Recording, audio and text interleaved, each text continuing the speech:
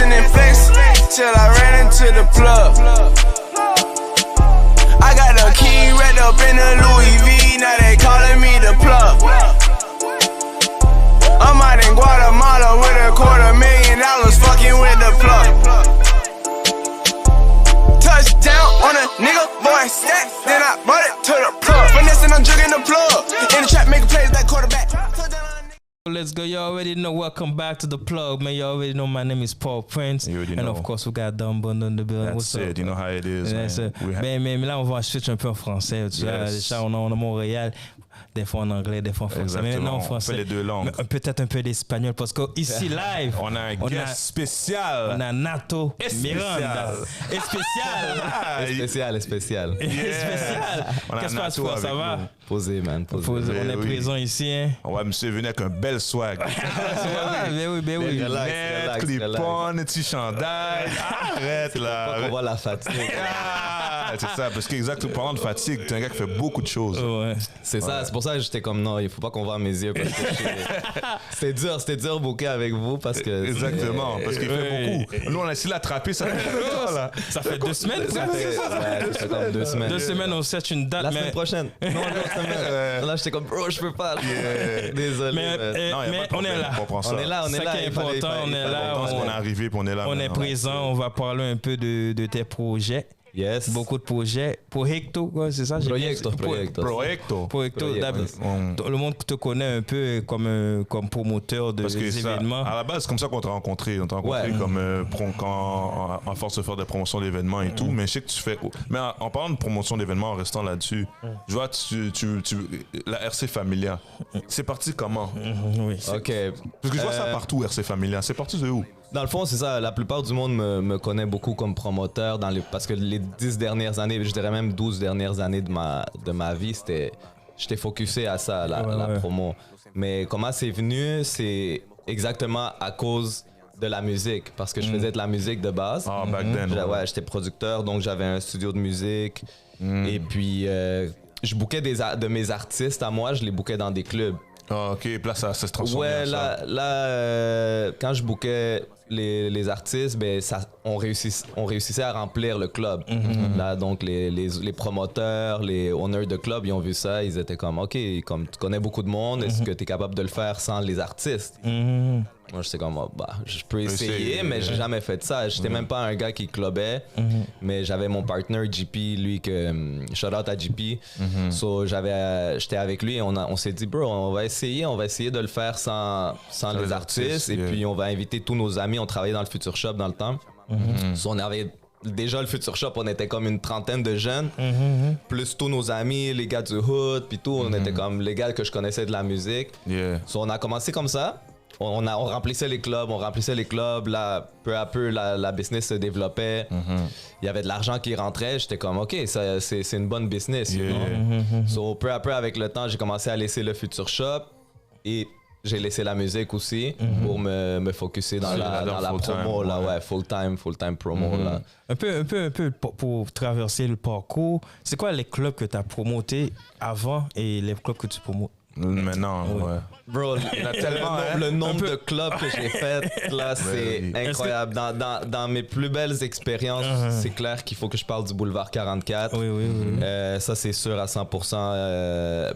Parce que j'ai travaillé, c'est là que j'ai grandi comme promoteur, c'est là que je me suis développé professionnellement à cause de leur structure, à cause de Nazim, sa manière de travailler, la discipline qu'ils m'ont mis, les restrictions, le développement de la clientèle.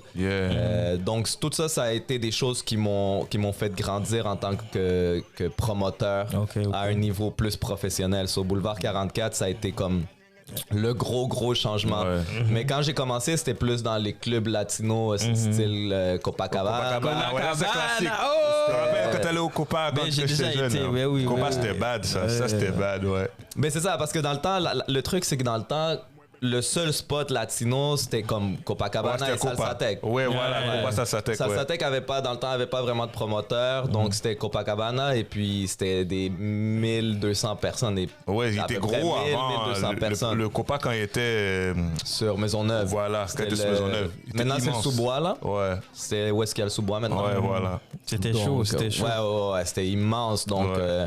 Tu vas rentrer du monde là-dedans. donc ça a été comme les clubs les plus importants, je dirais. J'ai commencé avec Copa, j'ai fait le Pieux après Boulevard 44 et après ça a été C'est partout.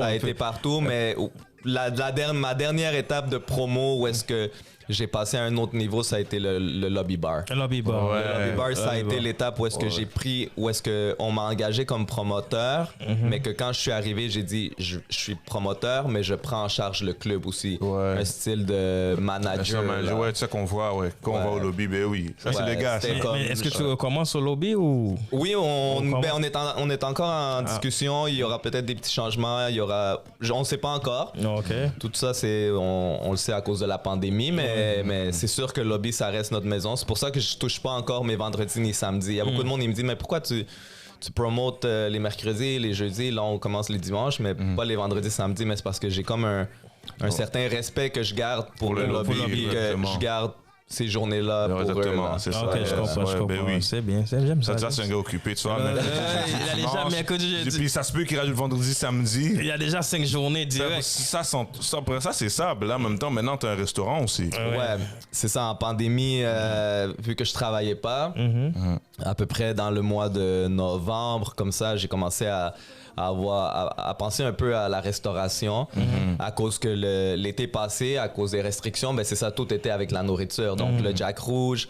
le Sunset, où est-ce que je travaillais, on travaillait beaucoup avec la nourriture, la restauration. C'est des restos-bars maintenant, non? Ouais, exactement. Donc, je me disais peut-être que la nouvelle nightlife s'enligne un peu vers ça. J'ai commencé à penser un peu à la restauration. D'un autre côté, un de mes partenaires aussi. Vite comme ça. Mon troisième partner, il avait son resto. Yeah. Il décide de fermer en mars. On se réunit les trois. On prend le local. Et on repart un nouveau projet avec un nouveau concept. Yes. On monte le projet en 2 mois. Oh, on a quand monté le même. projet. 2 mois. Ouais, Quand en même, 2 vous mois. avez une belle Mars, équipe aussi. Ouais. Vous avez une belle équipe que vous êtes entraînés en même temps, puis vous avez de l'expérience en même temps un peu. Oui, exactement, mais c'est ça. Moi, j'avais pas d'expérience en restauration. Le peu d'expérience que j'avais, c'était les mois que j'avais fait l'année passée. Que j'avais quand même travaillé dans d'autres restos-bars, mais ça pas m'avait jamais comme attiré plus que ça. Je m'étais tout le temps dit non, pas un restaurant. Mais eux, oui. Eux, ils avaient beaucoup d'expérience. Il y en a un qui est directeur il était directeur de d'autres restaurants, l'autre owner de restaurant. Ouais, donc ils ont je me suis dit, ben moi avec ma promo, avec mon marketing, Ouais, t'es bon dans le marketing, Yeah, c'est ça, ça. c'est Tu sais fort. que c'est ma force, C'est ta force, ouais, le ouais. marketing. C'est bon ça. Donc eux, je sais qu'ils ont pas le temps de s'occuper de ça, donc c'est moi qui gère ça. Oh, c'est bien. Et eux, ils gèrent d'autres trucs. Non, C'est quoi un peu le concept de Barranco? C'est resto-bar? Est-ce qu'il y a une soirée? Oui, est-ce qu'il y a une ou soirée? comment non, ça se passe? en ce moment, c'est vraiment juste restaurant de Ok. cuisine péruvienne urbaine. Ok, Yes. ok. Donc, c'est de la cuisine péruvienne, mais pas comme on est habitué de le voir. Pas C'est typique, plus, hein. non, c'est plus tapas et c'est fusion. Oh oui, je Ouais. vois le concept. Ouais, ça c'est nice ça. C'est un peu tapas, fusion style montréalais aussi parce qu'il y a des trucs un peu fusionnés. Tu sais, exemple, je te donne un exemple, on fait des tacos de chicharron. Ah. Les Péruviens, nous, on fait pas de tacos, on mange pas de tortillas. Ça, c'est centra-américain. Ouais. Mais on le sait qu'à Montréal, Les gens les aiment tacos, ça. c'est Ça savant, c'est très populaire. Ah, moi j'adore ça. Ben oui, tout le monde aime ça. Oui. Puis on a intégré ça dans notre menu et puis c'est un plat dans nos top sellers. Là. Oh, wow. C'est ça, exactement. Toi, c'est bien fait, c'est bien pensé. So, c'est des exactement. fusions, c'est vraiment ça un peu le concept de Barranco en ce moment. C'est bien pour une date. Pardon? Pour une date, c'est bien. C'est parfait. Là. Mais il faut dire, hein? Ben oui, ça, Ben c'est oui, Tu as mais amené parce quelqu'un, que- quoi? Hein? Tu as amené quelqu'un? Ah, je sais pas, peut-être. Ou quelques-unes. Au pluriel, tu vois? Si tu vas venir à quelqu'un de différent, tu dis rien, tu fermes l'œil. Tu fais comme si tu m'avais pas vu. Oh, salut, Bienvenue ça va? chaque fois. Ça fait longtemps. Ça fait longtemps. Ça fait longtemps, j'étais là hier, ouais, tu dis rien. C'est comme ça, hein, il faut pas dire. Mais non, c'est parfait pour une date, pour de vrai, parce que les filles là-bas, ils adorent. Tu vois, on a un bon menu de cocktail. Un de mes partenaires, il est mixologue. Donc, lui, il a déjà fait la carte de cocktail de plusieurs gros restaurants à Montréal. Ok, c'est bon. Donc, nous, on est chanceux de l'avoir dans l'équipe. Vous avez des beaux drinks, là. Ouais, donc les drinks sont bons, sont beaux, c'est coloré, c'est... Wow, c'est bon pour les photos. Ah, tu sais ça, il pense là. Tu vois.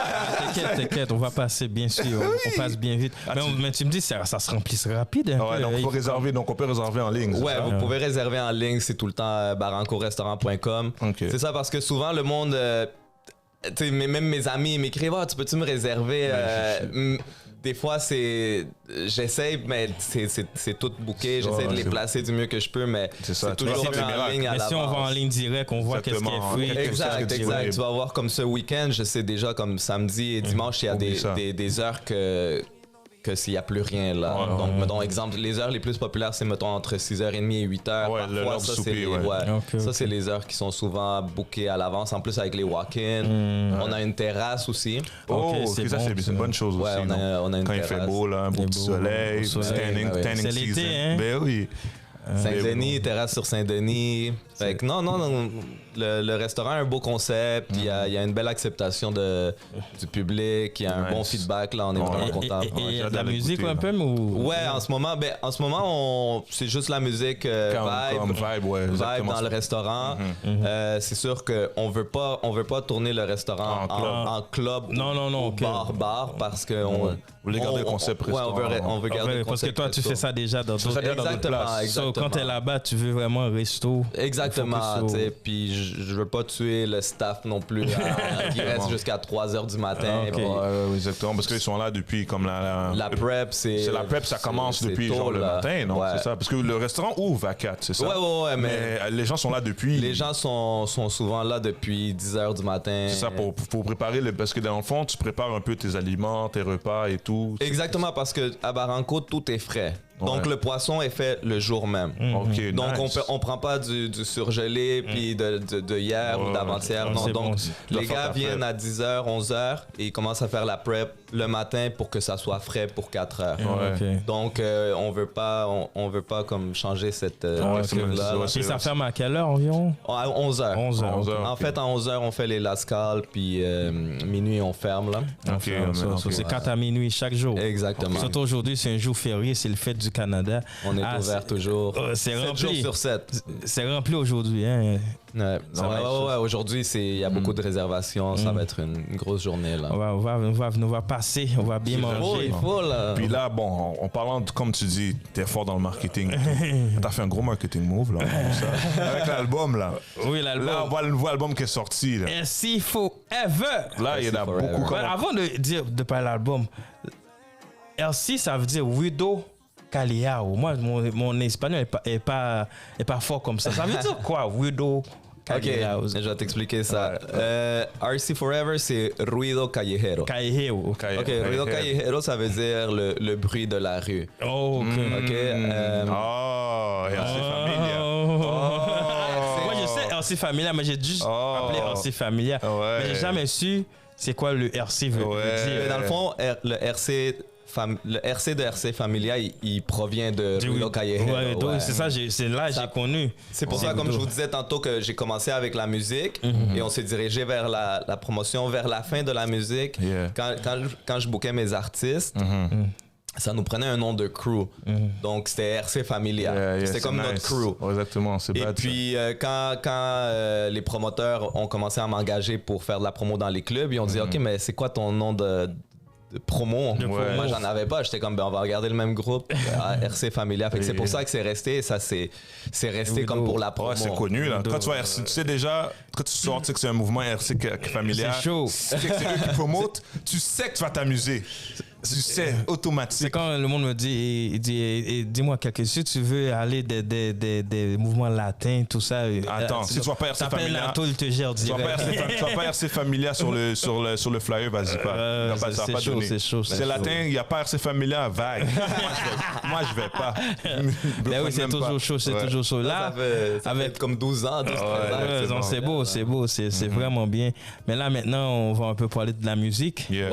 Ouais. Écoute, tu m'as dit qu'avant d'être promoteur, tu étais musicien, alors t'es producteur. Bon, exactement, ouais. Mais là, tu as sorti un projet qui s'appelle RC Forever. C'est ça. Puis là, c'est comment le projet? C'est comment ça a construit le projet? Ouais, Explique-moi. c'est comment le processus? Comment tu as pensé à faire le projet? Ouais. Mais c'est ça, en fait, le Ruido Callejero, il est né en 2001. OK. Le premier projet, comme je t'expliquais tantôt, le Forever, c'est à cause c'est la quatrième édition. Oui. Donc, le Ruido Callejero, lui, il est né en 2001. C'était je peux vous montrer un petit jour, c'est un CD genre copié qu'on enregistrait, c'était écrit Ruido Callejero, puis on vendait ça dans la rue. Oh, wow. C'était vraiment parce que, tu sais, comme... Back then, c'était comme ça aussi. C'était ça le game. C'était ça, puis nous c'était vraiment, on était des gars de Rivière, Montréal-Nord, je veux pas dire de Bar-Court non plus, tu sais, on était bien, mais comme, on n'était pas des enfants de riches. De Westmount, là. Ouais, On n'est c'est pas à ça. Westmount, disons. Et puis on faisait notre hustle comme on pouvait, Yeah. on vendait nos albums comme ça. Yeah. Mais il y avait cet album-là, dans le temps, il y avait pas vraiment du monde qui faisait genre du reggaeton ou des trucs comme ça. Fait que ça avait créé un grand impact dans l'est de l'île, qui était arrivé à Saint-Michel, puis Neuf. Là, le monde avait commencé à entendre parler de nous. Bref, ça, c'était une compilation que j'avais faite, que j'avais réuni plusieurs artistes de Montréal. Ça avait bien marché. Après, on a fait le 2 qu'on a développé un peu plus. Le 3, on a développé comme ça. Le dernier que j'avais fait, c'était en 2010. Le 3, dans le fond, ça a été en 2010. En 2010. Il y a 11 ans, ouais. Ouais, exactement. Il y a 11 ans, ça, c'était le dernier. Et puis là, c'est sûr que c'était un projet que je voulais continuer, mais à cause du travail et tout, j'avais pas le temps. C'était pas une de mes priorités dans la vie. Mais c'est sûr que j'ai toujours adoré la musique. Moi, j'étais dans le temps, j'étais producteur. So, j'avais le studio, j'enregistrais, je faisais le beat, je mixais, je faisais tout. Je faisais tout. Là, qu'est-ce qui est arrivé? C'est juste que je voulais le refaire, mais j'ai plus les équipements, j'ai plus la touch. Fait que je prends des producteurs et des artistes et je crée un album autour de ça. Exactement. Donc, comme tu dis, un mode plus exécutif. Plus exécutif, plus exécutif. Ça a pris combien de temps faire tout ça? Parce que quand même, il y a environ 25 artistes quand même. Et puis, il y a environ plusieurs producteurs. Ça a pris beaucoup de temps quand même. Hein? Ça a pris beaucoup de temps, mais ça reste que ça a été quand même vite. L'album est sorti le 10 mai. Ouais, ça, l'album est sorti le 10 mai. Moi, j'ai commencé à monter le projet peut-être septembre. Okay. Oh, quand même, ouais, c'est bien fait. Ouais. Ça a été... Je passais beaucoup de journées au studio, je montais le projet, ça a été comme intense là-dessus. Quand j'avais commencé le projet de Ruido Callejero, j'avais aucune idée que j'allais monter le restaurant. Donc au début, ça allait bien, mais quand le resto y a embarqué, j'ai connu des mois que genre je pouvais dormir des 2 heures par nuit. Là, je dormais plus parce que je devais travailler sur l'album puis sur le... C'est ça, sur le resto en même temps, l'ouverture et tout ça, parce que la préparation, c'est beaucoup. Beaucoup de travail. Souvent, les gens voient le résultat final, mais la préparation, c'est... En plus, on avait aussi des restrictions, right? On avait le couvre-feu, on avait... On a oublié le couvre-feu vite. Le couvre-feu, ça fait pas longtemps. Ça fait 1 mois et demi. Seulement? Ça fait pas longtemps. C'est vrai, mais on l'a oublié vite. C'est mi-mai. Ouais, parce qu'on l'a oublié vite. C'est mi-mai, ça fait 1 mois et demi. On l'a oublié vite le couvre-feu. Parce que c'était un peu quelque chose qu'on aimait. Ouais, mais le couvre-feu, ça vient à 8 heures, là. À 8 heures, le 8 heures était malade, là. Le 8 heures, c'était le pire. Tu pouvais rien faire. Comme nous qui devions monter le projet du resto, moi qui devais faire l'album. Non, t'as pas le temps. Il faut que tu rentres. C'était comme je devais me réveiller tôt, puis bien préparer mon horaire de la journée pour être productif, parce que sinon, si je me réveillais tard, c'est fini, j'ai perdu la journée. Là. Mais qu'est-ce qu'on faisait, nous, des fois, on allait au studio à 8 et puis on part à 5. On n'avait pas le choix. Là. Okay. On va à 8, on fait la journée, on chill, et puis on est producteur, le soir même, c'est ça que les producteurs faisaient aussi. Tu faisais pas un peu ça, non? Ou tu rentrais à 8, t'es off? Non, parce que... À la fin, il y avait beaucoup de choses à faire. Ouais, puis le truc, c'était que c'était pas mes studios, tu vois. Ah, ok, c'est pour ça. Si ça aurait été mon studio, j'aurais eu la liberté de rester là la nuit et tout, mais parfois, les gars aussi, je voulais pas... C'est pas que je voulais pas les déranger, mais tout était calculé, tu vois. Je voulais pas trop les déranger sur ça non plus. Ah, ok, je comprends. Là, t'as dit qu'il y a environ 10-12 producteurs. Hein. Une douzaine de producteurs peut-être. Tu connais les noms ou... Vite comme ça, mais il y a beaucoup de jeunes, il y a beaucoup de vétérans quand on parle de Medilandia. Ah oui, Medilandia qui est un grand vétéran. On parle de Daniel Pana de Seven Records. Seven Records, j'entends souvent parler de lui. Daniel Pana qui travaille, un producteur de sa compagnie Bonilla Beats, qui est grand producteur. On parle des plus jeunes aussi, Alex Garcia, ça c'est des nouveaux, des jeunes, mais qui sont tellement forts. Kelody, on parle de J-Beats, wow, vite comme ça me vient pas là. Wawa, MC, Artico. Bref, il y en a vraiment beaucoup. Et puis, je dis pas que c'est les plus forts pour moi parce qu'à Montréal, il y a vraiment beaucoup de talent ici. Il y a beaucoup de talent. Beaucoup de talent. Et j'avais une grande liste d'artistes, une grande liste de producteurs, mais j'ai été avec le vibe avec, tu sais, qui ça marchait plus vite. Puis, c'était pas question de comme qui est meilleur ou pas, c'est juste que... Il y en a qui se sortent des projets qui sont meilleurs. Ouais, ou il y en a qui ils étaient occupés dans leur truc. Mais le problème, je sais que la difficulté dans la musique, c'est mettre des chanteurs ensemble qui matchent. Puis là, j'ai regardé le programme et ta liste de musique. Il y a beaucoup de chanteurs que tu as mis ensemble. Comme producteur exécutif, c'est ta job de vie. Est-ce qu'ils matchent? Puis là, tu as réussi à mettre des artistes. Comment tu as fait pour dire, OK, eux, ils marchent avec elle, c'est mieux qu'elle fait ensemble. Eux, il y a même des chansons, c'est toi, chanteur. Non, ça c'est juste l'intro où est-ce que je parle, mais il y en a qui est deux, mais quand même pour matcher, pour mettre les chanteurs ensemble, c'est quand même, c'est pas facile. Non. C'est pas un job facile comme... non, mais en fait, je pense que c'est l'expérience, là. Comme je m'y connais, ça fait 11 ans que je faisais pas ça, mais je veux dire, ça se perd pas. C'est le DNA quand même. Moi, j'ai fait la musique de 2001 à 2011. 10 ans. Intense. J'étais dans mon studio, j'étais jour et nuit. J'étais booké tout le temps, 7 jours semaine. Je m'y connais en musique. Même moi, j'étais pas sûr. J'étais comme, peut-être est-ce que je vais avoir de la difficulté et tout, mais une fois que j'étais en studio, c'était comme c'est comme si jamais j'avais laissé ça. Donc, je savais qu'est-ce que je voulais. Je disais à tel chanteur, je veux ça, tu vas te mettre avec lui, il va faire le beat, tu vas faire ce genre de beat. Je veux ça, tu vois. Est-ce que t'aidais à coacher aussi sur les mélodies, sur le texte et tout? T'aidais avec ça? Pas toutes les chansons, parce que sinon, j'aurais jamais fini. Mais je pourrais dire que peut-être la moitié des chansons, j'étais présent au studio. Je coachais par rapport aux voix, par rapport aux lyrics, par rapport au beat. C'est nice, ça. Le flow. Il y a peut-être même un verse que j'ai écrit complètement dans le flow, les lyrics. C'est Connection. La chanson numéro 3, excuse-moi. La chanson numéro 3 avec de Fiston. Fiston et Michael Barrios. De base, cette chanson-là, Fiston, dans le fond, c'est un Africain. Il est malade. Ok, c'est un des gars les plus talentueux à Montréal, selon moi. C'est sûr que moi, ça fait longtemps que je le connais. Et puis, c'est sûr que je le voulais dans l'album. Donc, je l'avais mis, lui, avec un autre artiste en espagnol. Donc, ce qui était Tito Playas. Qu'est-ce qui est arrivé, c'est que j'ai écrit le verse pour Tito Playas. L'artiste après m'a dit en fin de compte je vais débarquer du projet, des raisons personnelles. Donc là je restais avec la chanson qui était vraiment bonne selon moi, mais je restais avec un verse en l'air. Fait que j'ai contacté Markel Barrios et puis je lui ai dit bro, est-ce que tu sais il y a une belle voix ce gars-là, puis il est vraiment bon. Là, je lui ai dit, est-ce que tu veux embarquer dans cette chanson-là? Je te présente le projet, mais le verse qui est écrit, le flow est là, t'as juste à rajouter ta touch, tu vois. Et puis, il a écouté la chanson, il a aimé, et c'est comme ça. Donc, le verse est resté mon verse que j'avais déjà écrit.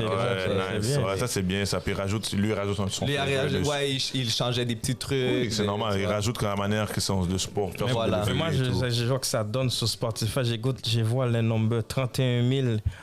Les listeners. Et puis il y a aussi El Contrao qui dead, 37 000. Ça fait un mois à peine. El Contrato. El Contrato, ça c'est... Dans le fond, cette chanson-là de Grazy, au début, dans l'album, on n'était pas supposé d'avoir de filles parce que je voulais faire une édition spéciale après juste de filles. Mettons comme 5 tracks de filles. Mais j'étais avec Crucito, je sais pas si vous connaissez Crucito. Il est signé avec Joe Wright, justement. Un jour, j'étais avec Crucito au studio. Et puis, il me fait écouter la chanson de Grazy. Et puis là, je suis comme, waouh, cette track-là est sick. Genre, je peux pas passer à côté. So là, j'ai contacté Grazy. Je lui ai dit, écoute, ça me prend ta chanson. Tu vas être la première fille embarquée dans le projet. Yes. So, elle a embarqué dans le projet. On a travaillé la chanson un peu avec Alex Garcia. Et puis, la track, elle est incroyable. Elle est terrible. Il y a aussi Tequila avec Melia aussi. Melia, oui, c'est ça. Et puis, oui, un peu, c'est ça. Vers la fin, il me manquait quelques tracks. So, j'ai contacté Melia parce que on en avait déjà parlé. Je pense vaguement qu'on allait travailler de quoi ensemble. Je lui ai dit, écoute, je suis à la fin du projet, ça me prend une chanson prête. Donc, elle avait une chanson avec El Capitan. Ils me l'ont envoyé, c'était parfait. Je l'ai mis dedans. Et j'ai contacté aussi KBMP, qui avait une chanson avec Chica. Chica qui a un gros flow.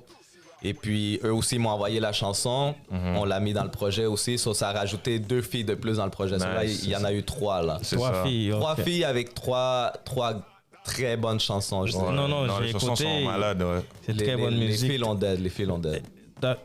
Très bonne musique. Pour toi, là, je sais que tu ne peux pas dire, OK, moi j'aime plus que ça, mais toi, quand tu écoutes, c'est quoi qui va te chercher dans l'album? Disons que c'est cool le plus souvent. Je ne sais pas si c'est ton préféré. Non, c'est sûr, parce que ça, comme j'expliquais dans d'autres podcasts, il y a des semaines, ça dépend de mon vibe. Il y a tellement de vibes dans l'album que il y a des jours que j'écoutais, des semaines que j'écoutais, exemple, Tequila, je l'écoutais genre 10 fois en repeat par jour.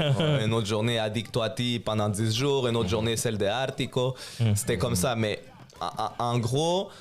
Qu'est-ce qui me rejoint un peu plus, c'est ce qu'on entend maintenant, c'est Sir Chamaco Yumemba. Sir Chamaco, c'est le seul artiste à avoir été dans les 4 Ruido Callejero. Ça c'est un vétéran. Lui, s'il y a une 5e, c'est sûr qu'il est là. C'est sûr, c'est mon frère, c'est le gars... un des gars les plus talentueux que je connais. C'est un artiste né. Sir Chamaco, on a commencé ensemble dans les années 2000. Donc, 99-2000, qu'on fait de la musique ensemble. Donc, on est des bons amis. On a le même vibe. On est old school. So, le vibe, il est vraiment old school. Je suis plus très jeune. Donc, c'est sûr que ça me rejoint un peu plus le dancehall. C'est l'année 2000. Et puis, c'est ça que quand je lui ai dit... Lui, ça a toujours été sa spécialité, c'était le dancehall. Puis moi, en tant que producteur dans le temps, ma spécialité, c'était le dancehall. Donc, quand on s'est parlé, on va faire une track, c'était un dancehall sale. Un dancehall comme cochon. C'est ça qu'on a fait. Et puis, le vidéoclip s'en vient. Là, on a un vidéoclip. C'est ça, c'était exactement ma prochaine question. C'est quand il y a un vidéoclip, parce que le projet, ça donne... Il y a déjà un vidéoclip. Il y a déjà un... de When I Was Your Love.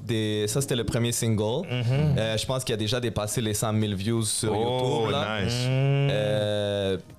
Des gars c'est un collectif de Mr. Jacob, Senti the Genesis, Miss, Made by Harry. Ça fait longtemps, Senti. Go way back. Shout out à Senti. Made by Harry, puis El Capitan, c'est un collectif. J'aime ces gars-là. Et puis ce track-là, avant de rentrer dans le studio, j'ai eu une exclusivité. Senti m'a envoyé un message. Et puis, il va y avoir le remix avec un gros gars de Colombie. Je vais pas le dire. On va cacher ça. On attend. C'est quelqu'un de grand de Colombie. On attend pour voir. Et puis, c'est le remix officiel de When I Was Your Love. Et puis, tu vois, ça, c'est des trucs que je me dis, waouh, comme le projet est en train de prendre une ampleur que moi, j'espérais pas, que je m'attendais pas. Moi, je l'ai fait pour le fun plus que d'autres choses. Puis tu vois que les résultats, l'amour, et le love que tu le love qu'il y a, c'est incroyable. C'est bien ça. J'avais fait de la merch aussi, tu sais, j'avais fait des hoodies, des t-shirts, des trucs. Oui, c'était un peu pour m'aider à subventionner l'album, puisque l'album était... C'est ça, il faut payer. Je veux dire, c'est pas faux fuir, là. C'est pas faux. Non, c'est normal. Exact, tout est... Les promos, tout ça. Ta promo, tout, voilà. Et ça. voilà, et puis moi, ça venait tout de mes poches, voilà. Oh, ça a coûté, ça. Ça a coûté de l'argent, mais tu vois, c'est un projet qui me tenait à cœur, et puis des fois, tu regardes pas le côté monétaire, mais tu regardes... C'est la passion. La passion, l'accomplissement. Ouais. Et puis, il fallait pareil que je fasse un move pour générer un peu d'argent. J'ai fait de la merch qui m'a aidé énormément parce que dès que je l'ai sorti, ça a été tout sold out. C'est bon, ça. Donc, ça m'a comme soulagé un peu. Ça m'a aidé à payer quelques trucs. Toi, qu'est-ce que moi j'aimerais? Je sais que tu es très occupé, c'est un gars qui bouge beaucoup. J'aimerais avoir une soirée RC Forever avec tous les artistes de l'album qui est en train de performer. Moi, ça serait bad. Ça serait bad. Ça serait bad. Une soirée comme tous les artistes viennent. Je sais que c'est beaucoup quand même. Je sais pas si tous les artistes... C'est faisable. Et puis tous les artistes viennent et puis ils performent live. Petite soirée. Et moi, je danse. Ça, c'est une soirée. Une soirée d'album RC Forever live. Ça serait beau, ça. Si tout va bien, ça va se faire, c'est sûr. C'est dans mes plans. On t'a des plans, OK. C'est sûr. C'est de l'organisation, mais je veux dire, je m'y connais en organisation d'événements. Tu connais là-dedans. Un bel événement. Ça serait un très bel événement. Tu vends des billets, on débarque. Mais oui. Ça serait rempli, ça. Juste attendre que les restrictions finissent pour pas que ça soit trop restreint. Sinon, c'est des affaires genre 50 personnes. Non, c'est pas... Puis non, je sais que ça peut attirer une bonne foule. Donc oui, c'est sûr, c'est dans les... J'aimerais ça. Moi, je pense qu'il y a en Burmie 600 2000 personnes faciles. Je sais pas, on va... Écoute. Tout ça, tout ce gars-là, tout le monde vient, tout ça, vient avec leur monde, tout ça. Écoute, ça amène du monde. Une soirée comme ça. Mais moi, c'est sûr, moi, je suis déjà là. Et ça, c'est 100%. Ben oui. Go Nato Miranda. On avait Nato Miranda avec moi. Quand il y a un 5 là, il faut venir ici. Ouais. Attends, est-ce que tu crois que tu vas faire d'autres projets? Côté musical, on va voir, tout va dépendre des prochains mois par rapport au restaurant. C'est sûr, en ce moment, mon focus, ma priorité est sur le restaurant. C'est là-bas que je mets toute mon énergie. Évidemment, j'ai mes soirées. En ce moment, vu que je suis promoteur, comme tu disais, je suis les mercredis au Sunset. Au Sunset, c'est mes soirées, by the way, c'est pas mal tout le temps latino, là, comme vous disiez. On a déjà été. Oui. Jeudi, c'est Jack Rouge. C'est l'ancien Porte Rouge. On est où là? Quel jour? C'est aujourd'hui, Jack Rouge. Aujourd'hui, c'est Jack Rouge. Et tu vois, mettons, le jeudi, aujourd'hui, on est déjà sold out depuis dimanche. Là, j'ai à peu près une quinzaine de tables en liste d'attente. Tu vois? Pour la semaine prochaine, déjà, on n'a pas beaucoup de place. Donc, c'est une soirée qui fonctionne bien. Ça se vend vite. Donc, si vous voulez y aller, il faut contacter à l'avance. Ouais, à l'avance. Ouais, fait que là, c'est pour ça que je reprends parce que l'été passé, j'avais commencé les dimanches aussi au Jack Rouge. J'ai eu la grande demande. À partir de la semaine prochaine, je recommence les dimanches. Alors maintenant, c'est mercredi. Sunset, jeudi Jack Rouge. Jeudi Jack Rouge et dimanche Jack Rouge à partir de la semaine prochaine. À partir de la prochaine. Ça, c'est du mais tu sais, quand la vidéo sort, Jack Rouge, c'est bon. Donc, vous êtes prêts pour le Jack Rouge. Ouais, Jack Rouge, c'est une ambiance que tout le monde aime. C'est pour ça c'est super populaire. Sunset, c'est un vibe plus lounge. Chic. On peut dire semi-chic. Parce que c'est vieux port. Tu dois venir avec des souliers propres ou... Non, pas nécessairement. Mais c'est juste qu'il faut que tu t'attendes que tu es au vieux port. C'est un crowd un peu plus vieux. Une clientèle, un crowd un peu plus vieux, plus mature. C'est bien ça. Mais c'est vraiment bien, c'est vraiment bien. Tu sais, tu vois, j'essaie de varier un peu mes événements pour pas saturer non plus mes clients. Donc, j'ai une clientèle un peu plus vieille, mes amis peut-être qui ont plus mon âge au Sunset. Et puis, au Sunset, oui, et puis mes promoteurs travaillent plus pour les jeudis. Pour les jeudis, Jack Rouge et tout. Ouais, c'est bien ça. C'est bien de faire ça, la diversité, c'est bien. La diversité. Ouais, mais on garde toujours notre essence. Je travaille toujours avec mon DJ Flaco Remix. Yes. Flaco Remix, shout out Flaco Remix. Hier, au Sunset, quand il était dans son prime time, il mixait, puis je voyais le crowd là. C'était chaud. C'est qui mixe? C'est qui? Ce gars-là, pour de vrai, c'est un autre niveau. Pour moi, c'est le meilleur DJ latino selon moi. Selon toi, oui. Non, il est Moi, fort. c'est- Flaco est vraiment bon. Non, moi, c'est pas grave, c'est pas grave. Ça arrive. Les fantômes. C'est comme ça, c'est comme ça. Bon, on va pas te laisser trop parce que Je sais que t'es occupé, t'as des affaires à T'as des faire. affaires à faire tout le temps. La montre commence à C'est sonner. comme, là. écoute, il faut bouger là. J'ai des trucs à faire là, ouais. Ben, c'est ça, On mais apprécie vraiment de que tu sois venu, que t'as c'est fait du le temps pour grand nous. Nato Mais ça Miranda. m'a fait plaisir. Pour de vrai, j'ai essayé les derniers mois de faire pas mal de podcasts, d'entrevues. Ouais. C'est vraiment cool. Moi, j'aime ça. J'aime ça communiquer, transmettre Ouais, mes puis projets. c'est nice d'entendre ton histoire aussi. Puis c'est bien parce qu'en même temps, il y a du monde qui entend ton histoire, qui ont peut-être les mêmes ambitions que toi, mais qui ont peur. Puis Voilà. c'est bien de voir quelqu'un qui fait quelque chose, toi qui fonce, puis ça aide à motiver le monde, puis c'est nice ça. Voilà, c'est surtout ça, motiver les jeunes, tu vois. Exactement, Moi, la future génération, la génération future. Mais une dernière question que j'ai, parce que toi, je sais que toi, tu t'es vraiment focus à Montréal, tu fais beaucoup de choses pour, surtout le Latino-América. Mais est-ce que tu as des projets pour aller Parce que je vois que tu voyages beaucoup. Tu es un gars qui t'aime beaucoup voyager. Je vois que tu es au Colombie. Est-ce que tu as des projets à faire à l'étranger? Est-ce que tu penses faire des projets, mais peut-être au Pérou? Parce que Est-ce que ça t'intéresse ou c'est quelque chose derrière dans ta tête? Ben, j'en ai déjà eu. J'ai déjà eu des offres de business à l'extérieur. Ça va venir. Ça va venir quand ça va venir. Les projets sont là. Non, je vais pas forcer les choses, mais les projets, les piliers sont là-bas. Tout est prêt à être monté. J'attends juste de setter mes trucs ici à Montréal. Bien avant Une fois que je set mes trucs à Montréal, ça peut prendre peut-être 5 ans. Tu vois, des fois, le monde, il se dépêche trop de vouloir tout faire. Il pense que 5 ans, c'est 5 ans, c'est loin. Non, 5 ans, c'est là. Ça vient vite. Surtout plus qu'on vieux, 5 ans, c'est moins long. Avec le temps, ça passe très vite 5 ans. Fait que, si, mettons, dans 5 ans, mes trucs sont setés ici, pourquoi pas, tu vois. Pourquoi pas? Exactement, Moi, je te vois quand même un peu partout en Amérique du Sud. T'es quelqu'un de vraiment, malgré que t'es très occupé, t'es très organisé, on voit l'organisation, on voit que t'as un plan. Ouais, je suis un freak de l'organisation. On voit que t'as un plan, puis c'est pour ça on voit que tes affaires avancent, puis que t'as un plan scellé dans ta tête, puis c'est bien, j'aime ça. C'est que je me dépêche pas, tu vois, moi c'est comme, j'ai 3 trucs à faire, ben si je vais pas tout vouloir faire non plus, je vais aller comme en ordre, je vais vraiment m'organiser pour bien le faire. Ouais, parce qu'il y a un dicton là qui dit trop faire, c'est comme rien faire. Voilà, c'est normal, tu vois. C'est bien. Trop, c'est pas assez. Encore une fois, félicitations pour l'album, merci. pour le restaurant aussi, Yes. et puis aussi la promotion. Barranco. Donc on vous attend, hein. On vous attend. Barranco. Écoute, 45-52 Saint-Denis. Voilà, Mont-Royal, c'est à 2 minutes du métro Mont-Royal, à 2 minutes du métro Laurier. On est vraiment bien placé, terrasse, cocktail. Puis pendant qu'on mange du Barranco, on va écouter un peu du Widow. Ben oui, c'est dans la playlist. On a une playlist Barranco et puis tout l'album est dans la playlist. Okay, donc en même temps, on supporte les artistes locaux à Barranco. Et puis à Sunset et Bâton et Jacques Rouge, on va écouter ça aussi. C'est sûr, c'est mon album. C'est mon album, donc c'est sûr qu'on va pousser ça dans nos événements. Et ça, moi, j'aimerais bien qu'on écoute l'album. J'ai un petit cocktail. Mais oui. Je me suis saoul là. Ça va être ça, ça va être comme ça. On va être bien borracho.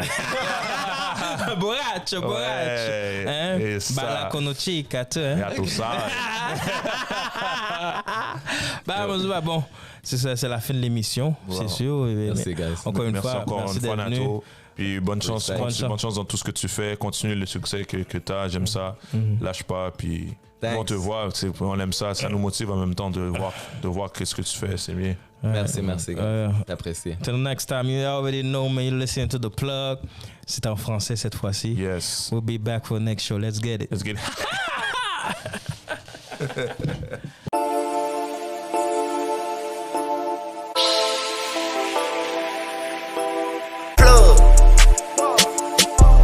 I was jugging, finessing, and flexing till I ran into the plug.